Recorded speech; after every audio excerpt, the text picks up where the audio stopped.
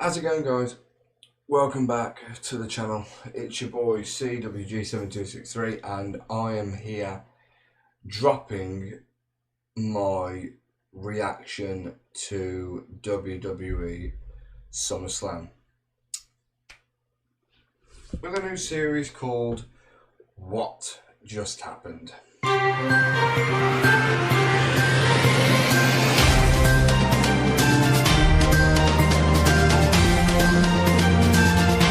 I can honestly say, what an event. Honestly, it was crazy.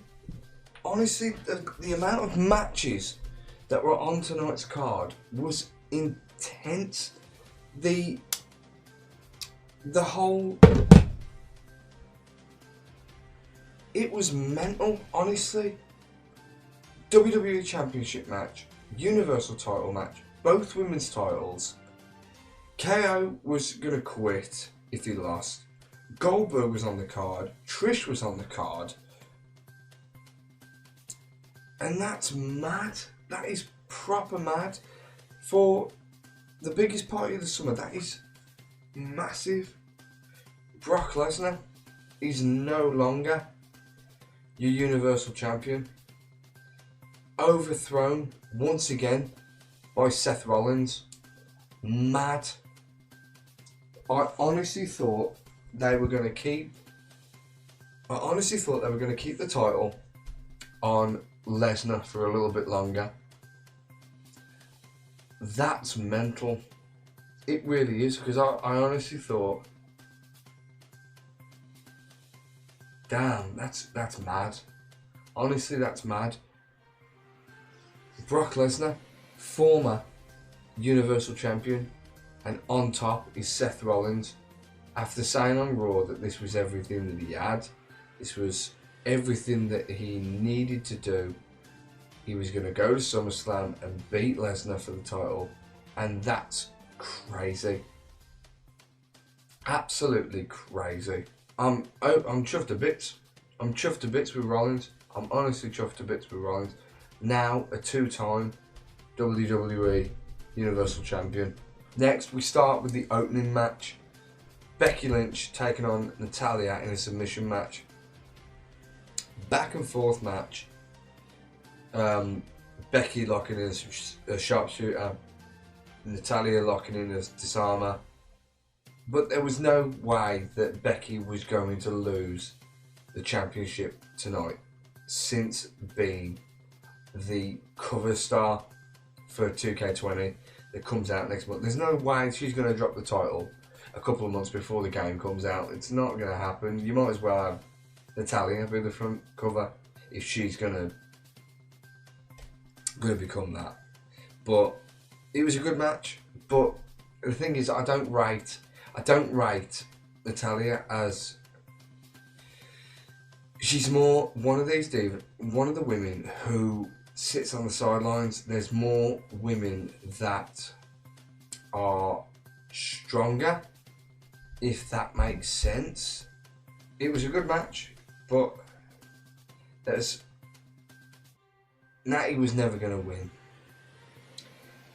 But you'd thought that with her being from Toronto or Canada, they would have given her that push, but obviously that wasn't the case. Obviously it wasn't the case at all. Next was the WWE Championship match, Kofi Kingston versus Randy Orton. Good back and forth match.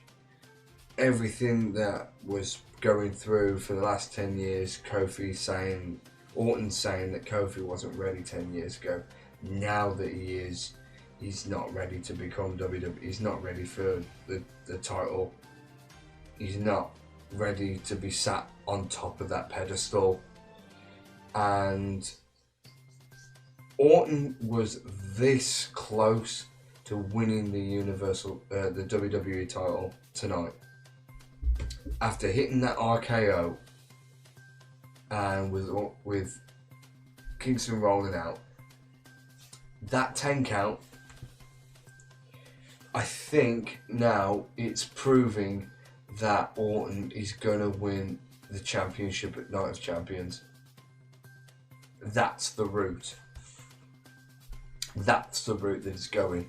I think now that Orton is going to win the WWE title at Clash of Champions, because this Cinderella story now that Kofi has been on since WrestleMania, since Elimination Chamber, it's done and dusted with now. I think it's the light under Kofi's reign is well and truly over. As much as I like Kofi Kingston, I think the championship is going to become Randy Orton's very, very soon.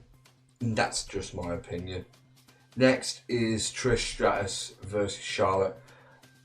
I thought that Trish was going to beat Charlotte, but if you guys saw the live stream, thank you for coming over and watching. I appreciate it. It was one of those matches where Trish passed the torch to Charlotte Flair. It's what Ben said, it's what Beck said, that it was time for Trish was the main woman. She's the former 7-time women's champion. Charlotte's the former 9-time women's champion. Between the two of them, there's a total of 16 women's titles between the both of them.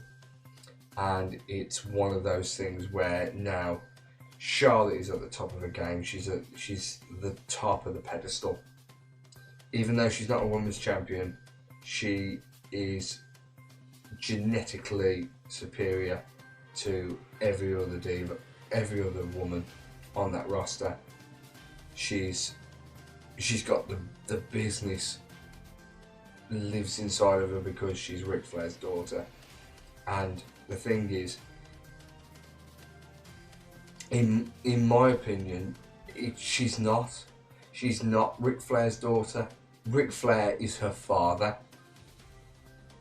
Even though Rick was on the top of his game years and years and years and years ago, Charlotte now has passed him. She's on a level all to herself. She's an incredible athlete, and she deserved that win tonight.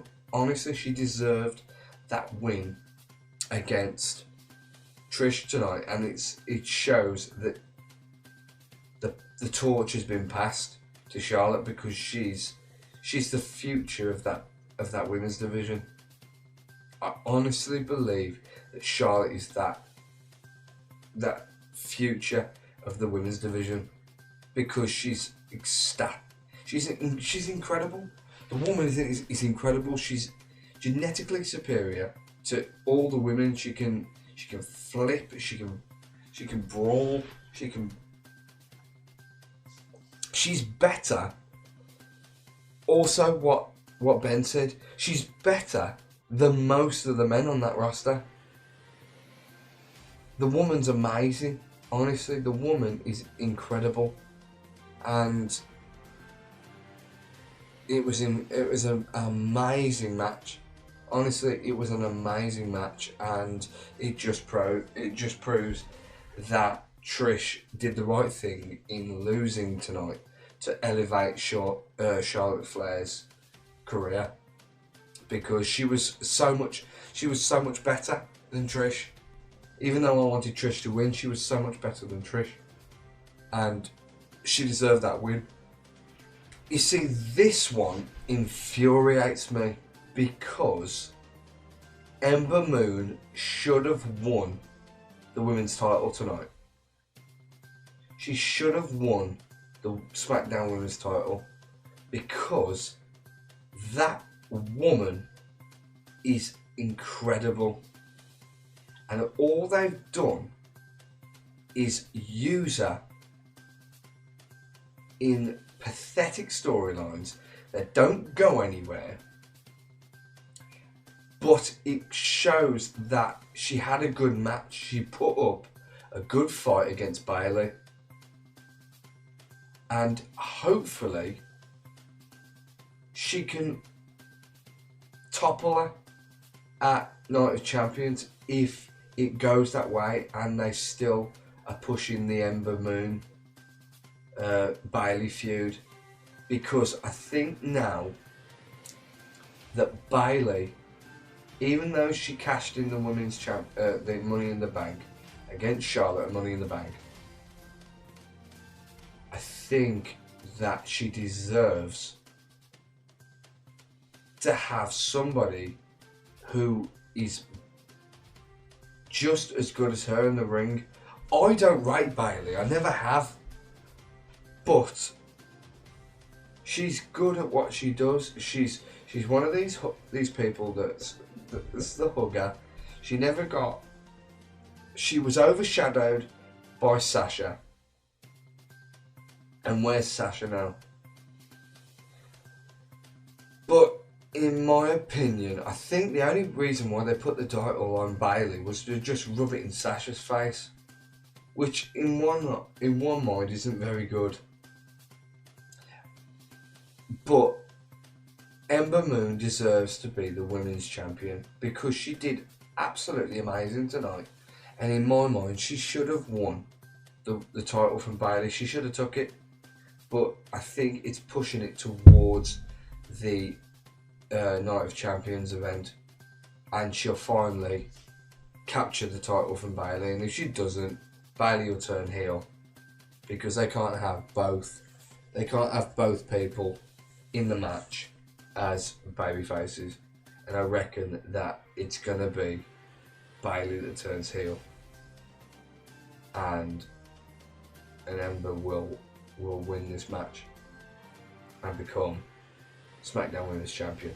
Next, I don't even think Sweaty Bollocks should have been on the card. Shane McMahon has taken up way too much TV time from the likes of Buddy Murphy, Apollo Crews, Sami Zayn, Ali, Kevin Owens, a few other people that deserve. Aleister Black, for God's sake, him and Sami Zayn should have been on the card tonight. But the worst thing is, they put Shane McMahon on the card. I'm so bored of Shane McMahon. He can't wrestle. Judging from it straight away, he hadn't even started wrestling and he was already freaking sweating. He's terrible, he can't wrestle. But the thing is, KO was always going to win this match because he's so good. He can talk on the mic and he just drops everything, and he's basically saying everything that we agree with. Shane shouldn't be on the TV. He's taking the spotlight from other people. Get him off. He's absolutely diabolical. Diabolical. And get people who are better. The likes of Buddy Murphy, the likes of Apollo Crews, of Ember Moon, of Liv Morgan, of Mandy Rose, Sonya Deville, the Kabushi Warriors. Get them on TV because they're absolutely brilliant. Shane is... And in my opinion, get people on that main card who are great at performing, because he's taking up too much TV time. Sick of Shane McMahon. Honestly, sick of Shane McMahon. Get him off TV, I'm sick of him. Goldberg, Ziggler. Stuff Ziggler off. Ziggler's just as shit as Shane McMahon. Can't stand Dolph Ziggler. Bores the absolute arse off me. I could happily sit and watch Goldberg spear the hell out of him because he's absolutely useless. Send him to NXT because he's fucking useless. And that's all I've got to say about that. He's diabolical. I'm bored. Absolutely bored of Dolph Ziggler. Next is the United States title match between AJ Styles and Ricochet. Ricochet was on an absolute high, and he was going up and up and up and up and up. And I think they just dropped him. His momentum just completely went down. And the thing is, I like AJ Styles as a heel. I think he's got more. There's more of the OC. Now he's formed back with Gallows and Anderson. I like the fact that now that Gallows has got his his New Japan persona and everything. But the fact is, I think Ricochet has got more stuff going on for him. I reckon that Heyman's running Raw, he's going to push him to new heights. It's not just about the United States title anymore. He's going to push him to bigger and better things. He'll either go for the WWE title or the Universal title. They're not going to push him towards a mid-card title. I think he deserves something a lot more higher than just a mid-card title. I honestly do, and they're going to push him higher and higher, and he's going to be a successful star in the WWE, and he should be, because his agility is brilliant. He knows how to wrestle. I watched him in NXT when he was when he became North American champion. The match against Adam Cole was incredible, and he needs to put on those sort of matches. And I can imagine a match between him and Seth Rollins for the Universal title. Bring it on. I can't wait for those matches to happen. So in my mind, AJ Styles was a better man tonight, because they're not going to drop the club, or the OC are now tag team champions and United States champions. They're not going to push the titles off them anytime soon, because they're formed the group back together, and it was just an amazing match. It really was. I mean, he's good, don't get me wrong, but I see some better things coming for Ricochet. He doesn't deserve to be in the mid card. He needs to be in a lot higher, a lot better and higher division, and that is either going for either the WWE title or the Universal title. So I can't wait to see him lock up with Seth Rollins for the Universal title. Can't wait, bring that on. And last but not least, Finn Balor versus The Fiend. That friggin' entrance was intense. That lamp with Bray's head in it, it was brilliant. Honestly, that man, Bray Wyatt, is a scary bastard. He is scary as hell. And he deserves to be higher than he is, instead of being in small mid-card storylines. Not saying that Finn is a mid-card, because he's brilliant at what he does. He dropped the title to Shinsuke about a month ago. But I think that match, there's more spooky things to come from The Fiend, and I'm intrigued. I'm absolutely intrigued. I cannot wait to see what Bray Wyatt has got in store for us, to see what happens. I can't wait for Raw tomorrow night, even though I'm working, but I can't wait to see what the aftermath from SummerSlam is Brock gonna get his revenge? Is Shane gonna get his revenge on KO for winning? Now that Dolph has got his ass whooped by Goldberg, is something going to happen between him and Shawn Michaels? I hope it does. I can't wait for it to happen. So, with that in mind, it's your boy C.W.G 7263. Like, love, support, and smother the channel to its entirety as you guys do each and every week. And now I'm off to bed. And that was what just happened.